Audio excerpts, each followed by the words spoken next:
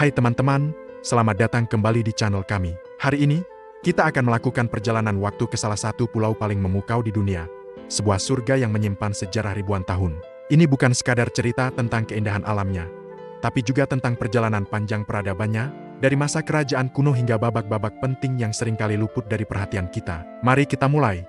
Jauh sebelum penjelajah Eropa tiba, Papua sudah menjadi rumah bagi ratusan suku dengan budaya yang luar biasa kaya. Bukti arkeologi menunjukkan kehidupan di dataran tinggi Papua sudah ada sejak puluhan ribu tahun yang lalu, menjadikannya salah satu peradaban tertua di luar Afrika. Mereka adalah ahli pertanian, mengembangkan sistem budidaya talas dan keladi yang canggih di lembah Baliem jauh sebelum banyak peradaban lain mengenal pertanian. Kehidupan sosial mereka terjalin erat dengan alam, menciptakan harmoni yang tercermin dalam seni ukir, tarian, dan tradisi lisan yang diwariskan dari generasi ke generasi. Memasuki abad pertengahan, pengaruh dari luar mulai menyentuh pesisir Papua. Para pedagang dari Kepulauan Maluku, khususnya dari Kesultanan Tidore dan Ternate, menjalin hubungan dagang dengan komunitas-komunitas di pesisir barat Papua, yang mereka sebut sebagai tanah raja-raja atau Raja Ampat.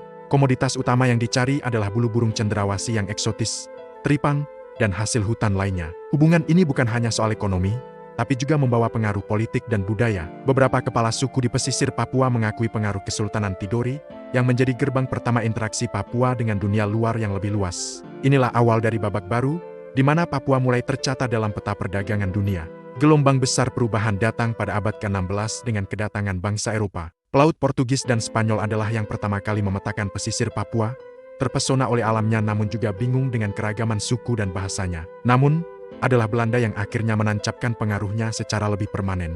Pada tahun 1828, Belanda mendirikan pos di Teluk Triton dan secara bertahap mengklaim bagian barat pulau ini sebagai bagian dari Hindia Belanda, yang kemudian dikenal sebagai New Guinea Belanda. Bagi Belanda, Papua awalnya adalah wilayah terpencil yang tidak terlalu dihiraukan. Namun, semua berubah pada awal abad ke-20. Misi-misi Sending dan Katolik mulai masuk ke pedalaman, membuka sekolah dan layanan kesehatan, yang secara perlahan mengubah struktur sosial masyarakat. Mereka memperkenalkan cara pandang baru, agama baru, dan pendidikan formal. Di sisi lain, penemuan sumber daya alam, terutama minyak bumi di sekitar Sorong, membuat Belanda sadar akan potensi ekonomi Papua. Ini mendorong pembangunan infrastruktur yang lebih terencana dan administrasi kolonial yang lebih kuat. Kota-kota seperti Hollandia, sekarang Jayapura, dan Manokwari mulai berkembang sebagai pusat pemerintahan dan ekonomi. Setelah Perang Dunia II, peta politik global berubah drastis. Semangat dekolonisasi menyebar ke seluruh dunia. Indonesia memproklamasikan kemerdekaannya pada tahun 1945, dan Presiden Soekarno menegaskan bahwa wilayah Indonesia merdeka adalah seluruh bekas jajahan Hindia Belanda, dari Sabang sampai Merauke, termasuk Papua. Namun, Belanda berpendapat lain. Mereka menganggap Papua secara etnis dan budaya berbeda dari bagian Indonesia lainnya dan mulai mempersiapkan Papua untuk kemerdekaannya sendiri.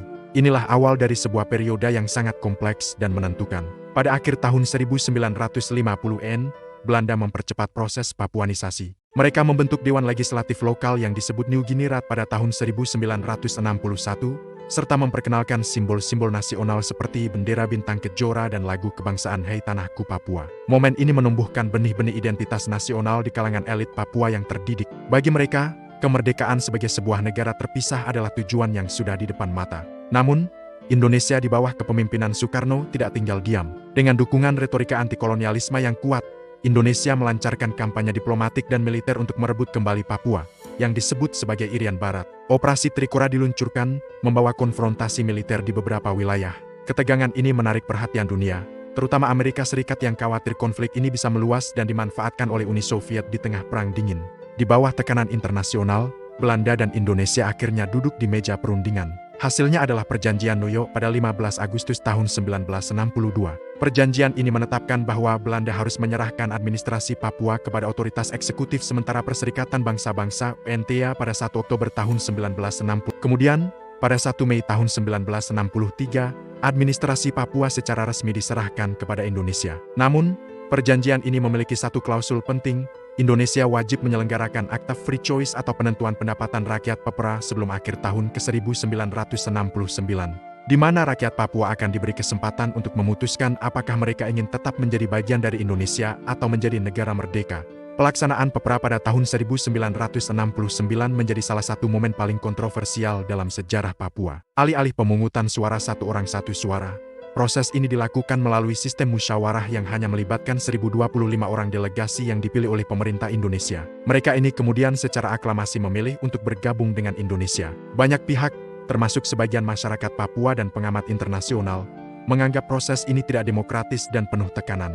Hasil pepera kemudian disahkan oleh Majelis Umum PBB, yang secara resmi mengukuhkan Papua sebagai bagian dari Republik Indonesia. Namun, bagi sebagian orang Papua, peristiwa ini dianggap sebagai momen di mana hak penentuan nasib sendiri mereka dirampas, dan luka sejarah ini terus terasa hingga hari ini. Sejak saat itu, Papua menjadi bagian tak terpisahkan dari Indonesia, berganti nama dari Irian Barat menjadi Irian Jaya, dan kemudian dipecah menjadi Provinsi Papua dan Papua Barat di era otonomi khusus. Pembangunan digalakan, infrastruktur dibangun, dan investasi besar masuk, terutama di sektor pertambangan seperti Freeport di Tembagapura. Namun, pembangunan ini datang dengan harga yang mahal. Isu-isu terkait hak asasi manusia, ketidakadilan ekonomi, marginalisasi masyarakat adat, dan kerusakan lingkungan menjadi bayang-bayang gelap yang menyertai perjalanan Papua di dalam Indonesia. Ketidakpuasan ini melahirkan gerakan-gerakan perlawanan yang terus ada hingga kini, menuntut keadilan dan pengakuan atas sejarah mereka.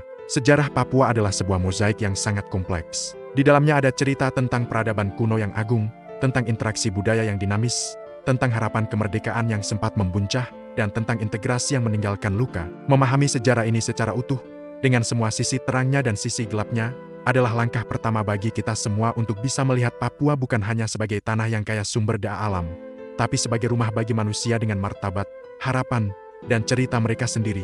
Dengan memahami masa lalu, kita bisa berharap untuk membangun masa depan yang lebih baik, lebih adil, dan lebih damai untuk semua orang di tanah Papua. Terima kasih sudah menyimak perjalanan panjang kita hari ini. Sejarah ini begitu luas dan kami tahu masih banyak yang belum terbahas. Apa pendapatmu tentang cerita ini? Bagikan di kolom komentar ya. Jangan lupa untuk like, subscribe, dan nyalakan lonceng notifikasi agar tidak ketinggalan konten-konten kami selanjutnya. Sampai jumpa di video berikutnya.